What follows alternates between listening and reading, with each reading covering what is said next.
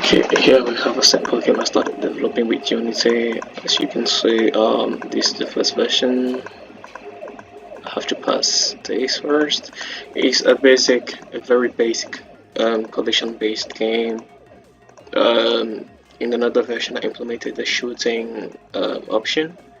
This was the first recording. This is the first recording, just testing basic functions. Like I said, it's basically a collision game.